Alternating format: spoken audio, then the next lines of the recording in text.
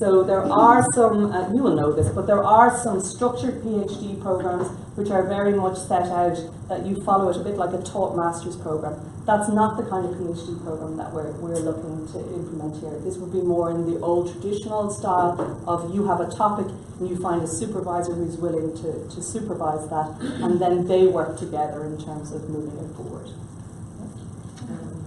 Sorry, just giving in from you also. I think maybe Colette would be good if we can give them just a little bit of a brief understanding of what it's like to apply for a PhD in Ireland, because I don't know, maybe it's a little bit different than what we're used to as when a student applies to a master's or an undergraduate. It's a lot more independent work from the student part, so he or she would have to research the university and know exactly what topic they would like to research about, and find a supervisor within the school, the relevant school in the university. So there's a lot of communication between the student and this supervisor to be, if the person accepts to supervise the student. So it's a little bit of a different process. Correct me if I'm wrong. No, you're absolutely right. I'm sorry, you're just making noises. I think that certainly in my experience, it's a very important relationship because it goes on for a long period of time. So typically a full-time PhD student would be 4 years, a part-time PhD student would be a minimum of 6 years. You can do it quicker, so 3 years would be the absolute minimum for a PhD. And again, as you rightly said, it would usually be that a student applies to a particular professor or an academic with a proposal. And most will look for a proposal from a potential student. So give me your proposal, what you're proposing to do. And then over a period of time we'll decide whether or not they want to work with that person.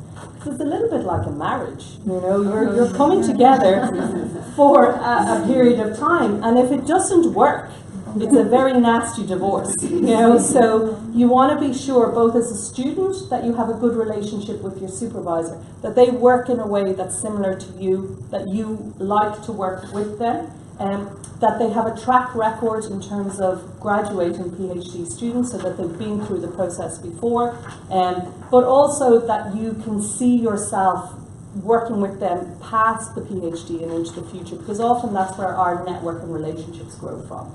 So it's very important. And I think from the academic side, you tend to see now that academic supervisors are looking at potential PhD students to understand whether or not they are likely to complete. Because the longer it takes them to complete, the more it reflects on you. So you want a student who's going to repeat within the time frame, that isn't going to be there still in 10 years' time, you know, hanging around, still, you know, looking for more information. You want people who come in and complete and be gone and add to your completion record.